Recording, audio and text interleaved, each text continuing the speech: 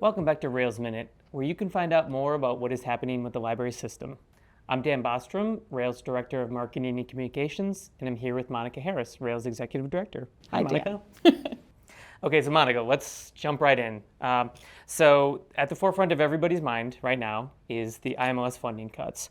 Can you tell us where we're at and any new information that might be useful for libraries? So just for clarity, I'm just going to back us up to kind of where we were at the last time that we talked about this on the Rails Minute, and start off with March 28th, because that is when Illinois Secretary of State Alexi Janulius issued a letter to Illinois library staff. We also have a copy of this published on the Rails website, so if anybody missed it and wants to go and take a look, that's where you can find it. But it really breaks down exactly what the $5.7 million that goes to the state of Illinois as part of the Grants to States program as part of IMLS goes to, exactly where that money is, and then essentially how people can do next steps if they're interested in hearing more about making sure that folks know about the importance of this funding to the state of Illinois.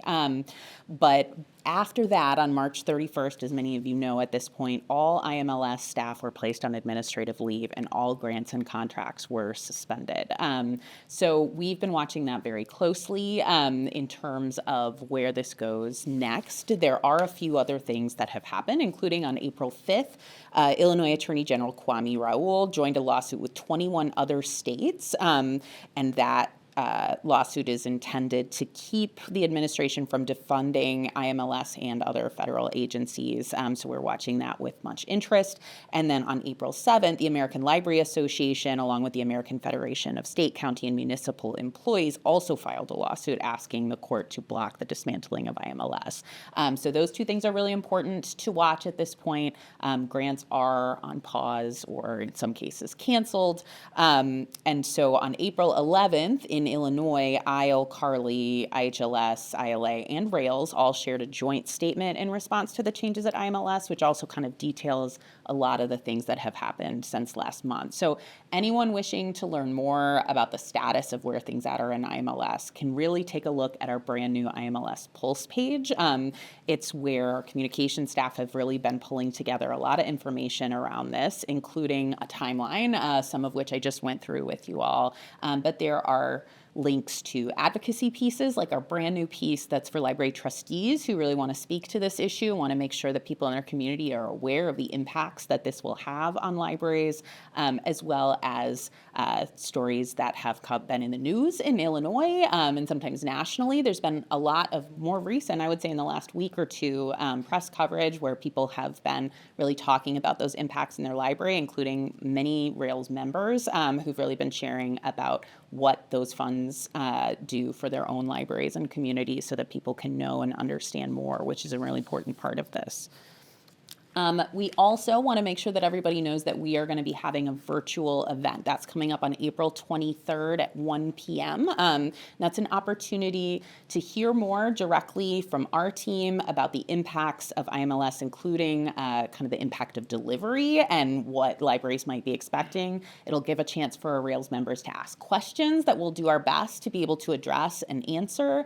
And you'll also hear from a couple of Rails member libraries who've created their own advocacy tools to share with their communities or who have had success in speaking with their local press about these issues, just so that our members can hear more, so that if you have an interest in continuing to reach out and make sure people know about how important, the defunding of IMLS really is, that there's lots of opportunities and ways to do that. Yeah, so much is happening. A couple things I'm excited about. One, I know that this is a difficult time, but sometimes there's good things that come out of these, right?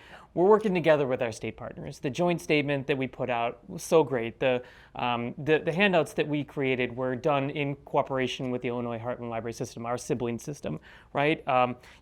This virtual event, we're hearing from people all the time, asking us questions, and then, also contributing their own resources. If you have resources that you are working on for your own library, we would love to see them, right? Send them to us. We'd love to take a look. We can put them up on our Pulse page. So it feels like we're coming together as a state, right? And we're coming together on this issue. It does. And I think that sometimes that's the best thing that we can do. We've worked hard over the years, all of our library organizations, in building these partnerships, and now gives us an opportunity to speak with one voice. Like, we're much stronger when we can all share this information together and people have an understanding of these impacts. So I want to applaud those who have done so, but I also think it's a really positive way to show how we work together and what we're really achieving. Yeah, and yeah, exactly.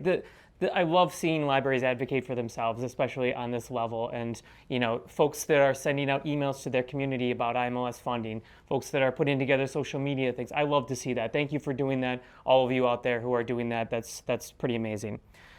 Speaking of libraries advocating for themselves, systems also get to advocate for themselves. And we just released our new annual report this week. So can you tell us a little bit about it and where people can find it? Yeah, so we're really excited about this, and mostly because there's a lot of things that we do at Rails, and sometimes it's really hard to fit all of those things into like a one-sentence elevator speech.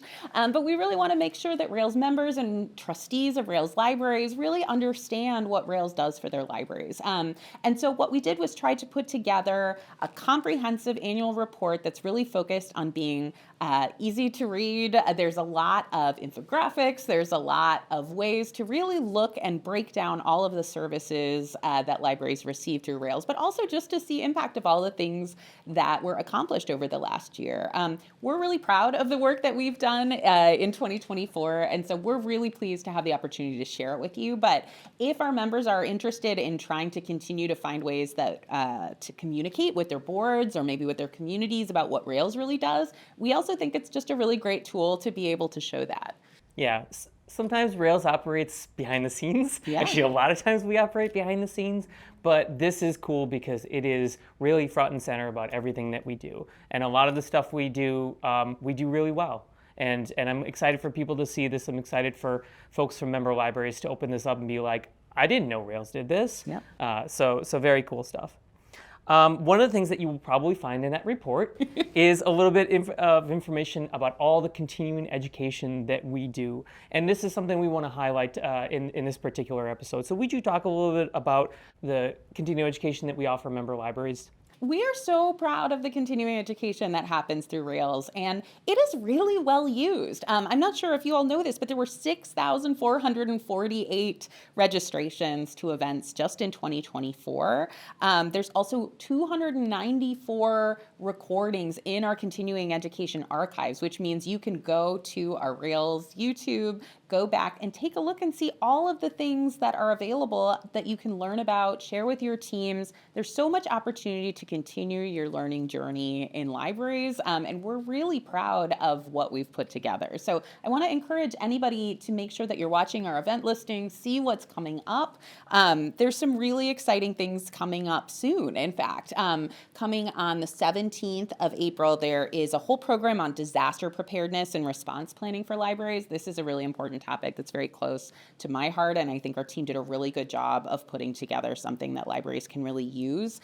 Coming up on the 23rd of April, there is a program on self-censorship in school libraries, which is something we hear a lot about from members. And then coming up on April 24th is a program on cataloging graphic novels, really about making sure that we know how to continue to look at new formats in new and interesting ways and hear from the experts who know how to do that. Yeah, and if you are a school librarian and you're watching this, just a reminder, we do offer PDH.